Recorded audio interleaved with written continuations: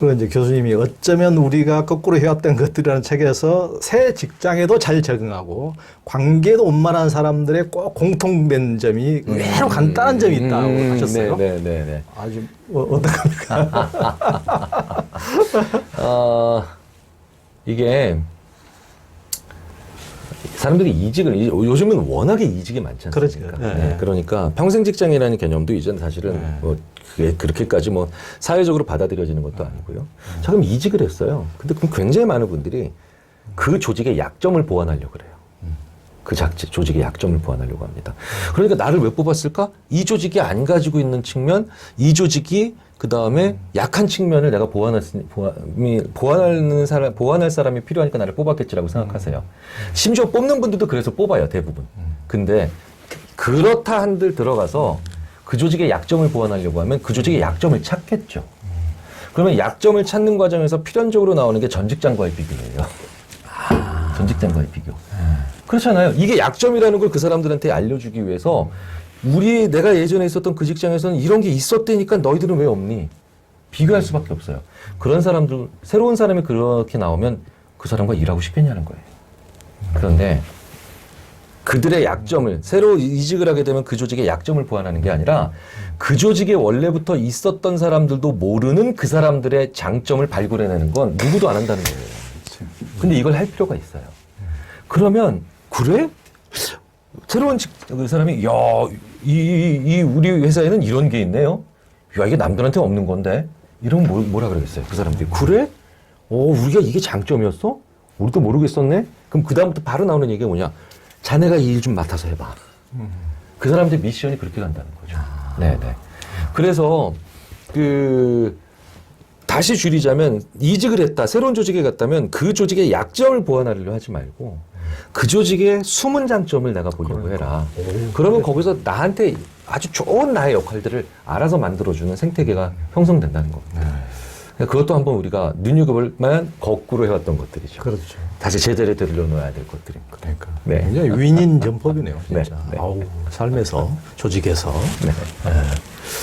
또 김 교수님이 이제 변화의 근본적 원인은 이제 자존감으로 귀결된다고 하셨어요. 네. 자존감이 역경을 이겨내고 성취를 이뤄낼 수 네. 있는 확신과 직결된다고요. 또 자존감에 가장 결정적인 영향을 미치는 외부 요인은 칭찬과 이제 격려인데 네. 그냥 마구잡이로 칭찬과 격려를 한다고 해서 되는 것이 아니고 칭찬을 하더라도 정확한 칭찬을 해야 한다. 그러면 정확한 칭찬이라는 게 뭡니까? 이제 우리가 칭찬은 고래도 춤추게 한다라는 얘기를 하지만 칭찬하면 꼭 그 다음에 애가 이상하게 변해. 칭찬해주면 꼭 오히려 사고 일어나 이런 경우도 많이 얘기하잖아요. 좋은 칭찬을 안 해서 그렇습니다. 좋은 칭찬은 몇 가지 전제 조건이 있는데 첫째, 재능보다는 과정 혹은 노력을 칭찬해야 되죠. 머리 좋다라고 그러니까 이런 얘기 많이 하잖아요. 넌 머리가 좋으니까 조금만 열심히 하면 돼. 너무 많이 들어본 얘기네요, 주변에서. 근데 재밌는 건요. 네. 특히 요즘 세대로 올수록 넌 머리 좋으니까 조금만 하면 돼 라고 하면 조금만 하려고 그래요. 아니, 왜냐면 내가 머리가 좋으니까 많이 하면 안 되는 거죠. 조금만 해야 되죠. 그러니까 재능의 칭찬을 받으면 기본적으로 그래서 노력했는데도 결과가 안 좋아질 것 같다라고 하면 딱 스톱해버려요. 아예 포기해버린다니까요. 정말 안 좋은 거죠. 그렇죠. 그리고 재능의 칭찬을 많이 받은 아이들이 부정행위를 많이 해요. 왜냐? 야, 네가 열심히 했으니까 이렇게 결과가 좋아.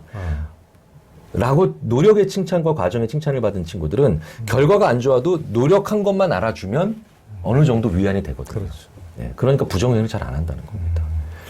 두 번째로 또 뭐가 있냐면 방법을 너무 칭찬을 안 해요, 사람들이. 네. 그러니까 야, 너 공부 되게 잘했다. 성적 엄청 올랐네. 노력까지는 또 칭찬할 수 있는데 재능에 칭찬하지 않고 노력에 칭찬하는 게 좋지만 노력에 칭찬하는 건 못지않게 더 중요한 게 바로 뭐냐? 방법에도 칭찬하셔야 돼요. 제가 금연하고 있는데 김 교수 금연하고 있네. 방법이 뭐야? 이렇게 물어봐야지. 김 교수 의제 한국이냐? 이러면 의지는 어차피 끝났거든요. 근데 방법을 칭찬이 뭐냐고 물으면 내가 왜 금연에 성공을 하고 있지라고 생각을 더 돌아봐요. 그러면서 자기 전략에 대한 모니터링 능력이 생겨요. 네. 그래서 재능보다는 노력했다면 그 다음엔 또 방법. 이렇게 칭찬해 주셔서 좋습니다. 네. 굉장히 중요한 포인트입니다. 특히 교육 장면에서는 더더욱 그렇죠. 그렇죠. 애들 교육에서. 그 이제 회사에서 그 보통은 요즘은 뭐든지 돈으로만 해결하려는 세상이 많이 돼가지고 뭐 아이디어를 내면 뭐 얼마 준다든가 인센티브 뭐 주는 이런 이제 요즘에 이제 보편적인 많이 문화가 됐는데 이제 교수님께서는 심리 실험 결과 실은 돈을 준다고 창의력이 이렇게 증대되고 꼭 이런 건 아니다. 그럼 우리가 보통 어렸을 때 맨날 남북한 비교하면서 야 북한은 인센티브가 없어 공산사회는 잘해서 안 되는 거야. 이거 한 만큼에게 더 주고 뭐 이렇게 더 버니까 죽도록 이렇게 하는 거잖아. 그래서 남아이 더 잘 사는 거잖아. 이제 이런 얘기를 수도 없이 들었는데 그것과는 좀 달라 보이는데 어떻습니까? 종류가 다릅니다. 그러니까 알려진 일을 열심히, 익숙한 일을 열심히, 그리고 발상의 전환이 이미 이루어졌기 때문에 집중해야 되는 일을 열심히. 이때는 인센티브는 확실히 효과가 있어요. 그러니까 북한이나 그 이전의 공산주의 사회, 그러니까 북한이나 기존의 공산주의 사회가 일을 열심히 안 하는 거는 확실히 인센티브 때문은 맞아요. 그런데 일을 열심히 하는 것과 창조적으로 발상의 전환을 한번 탁 하는 건 다른 문제죠. 네. 그러니까 발상의 전환이 필요할 때는 돈을 인센티브로 걸면 사람들이 오히려 시야가 좁아져요. 네, 좁아집니다. 자, 그러니까 이건 구분을 좀 하실 필요가 없어요. 북한 사회가 설렁설렁 노동하고 동기부여가 안 됐다. 그거는 인센티브 때문에 맞죠. 자, 그러면 이제 정리를 해보면, 야, 발상의 전환이 필요할 때는 인센티브를 너무 강조하시면 안 돼요. 근데 발상의 전환이 딱 일어났어. 그래가지고 솔루션도 나왔어요. 이제 자, 매진하자! 이때는 인센티브를 세게 걸으셔야 돼요. 네. 그게 이제 인센티브를 적재적소에 배치한다. 이렇게 표현이 되는 거죠. 그렇군요. 네, 네. 굉장히 그러니까 시적절하게 이렇게 이렇게 해줘야 될 때, 던져야 될 때. 아, 북한은 어느 것도 없으니까 아예 아무것도 안 되는 거고요. 그러니까. 그 이제 우리 김 교수님이 강연에서 가끔씩 던지는 농담 중에 하나가 한국 사회는 4대 인맥이 있는데 학연, 지연, 혈연 말고 흡연이 있다. 그런데 저는 농담이지 않는데 이제 상당한 일리가 또 있어 보이더라고요. 왜 흡연이 중요하니까. 이게 금연 운동가들한테 이게 별로 그럼요. 네, 담배는 끊으셔야 되는데요. 문제로부터 떨어진다는 겁니다. 네, 흡연을 하면 흡연을 가끔 그 외국에 있는 사람들이 외국인 분들이 멘탈 바이타민이라고 부르는데 어떻게 흡연을 하면 멘탈 바이타민입니까? 흡연을 하면 흡연이 어떻게 창의적이게 만들겠어요? 그러니까. 근데요. 담배 피러 나가서 문제로부터 떨어졌기 때문에 문제를 떨어져서 바라보니까 발상의 전환이 생기는 것뿐이에요. 이런 말씀을 드립니다. 사람이 굉장히 위치종속적이에요. 그래서 A라고 하는 생각이 딱 일어났어요. 근데 새로운 아이디어가 필요하니까 A라는 생각으로부터 벗어나야 되죠. 그럼 사람은 한 위치에서 한 가지 생각밖에 못합니다.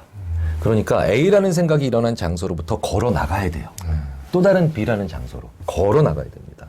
그러니까 담배 피러 걸어 나가잖아요. 그러니까 담배와 무관하게 그냥 알사탕 먹으러 걸어 나가도 되고요.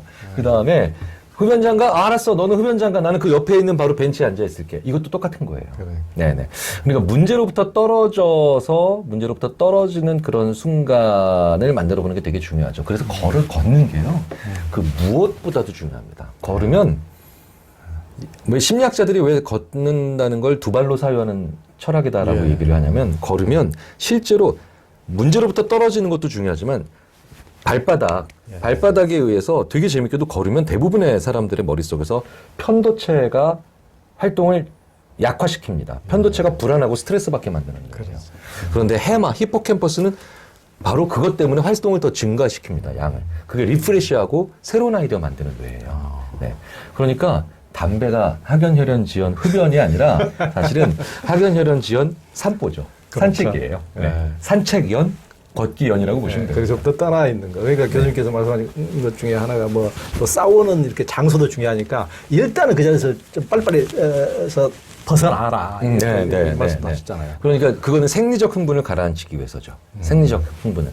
그러니까 왜냐하면 막 뛰고 난 다음에 어떤 찡그린 얼굴을 보면 그냥 가만히 있는 상태에서 그 똑같은 얼굴을 볼 때보다 그 사람을 더 싫어해요. 왜? 우리는 싫어하는데 흥분하면 진짜 싫은 거잖아요. 술을 마시면 이성이 매력적으로 보이는 것도 마찬가지입니다.